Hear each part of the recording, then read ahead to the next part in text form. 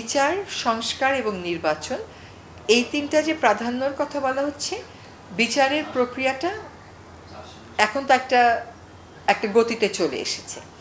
এখন উনি যে কথাটা বলেছেন, উনি একটা রাজনৈতিক প্ল্যাটফর্মের থেকে কথাটা বলেছেন।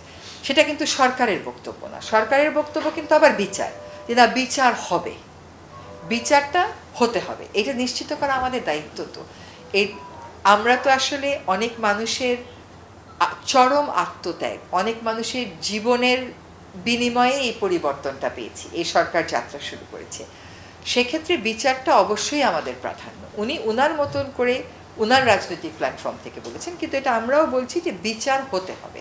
আমার তো ধারণা যেরকমভাবে বিচার এগোচ্ছে, নির্বাচনের আগে বেশ কয়েকটা বড় বড় মামলার আমরা মনে করি রায় আমরা হয়তো জাতির সামনে দিতে পারবো।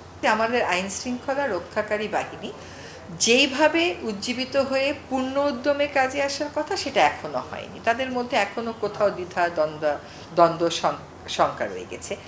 আবার সকলকেই দেখছি সকল বিষয়ে তারা স্বাধীনতাটাকে একভাবে দেখছেন, যেখানে কোনো মাত্রাও থাকছে না কখনো। আমার কাছে মনে হয় যে আগের সরকারের একটা স্টাইল ছিল, কাউকে সুবিধা দিয়ে ম্যানেজ করতো, কাউকে শাস্তি দিয়ে ম্যানেজ করতো।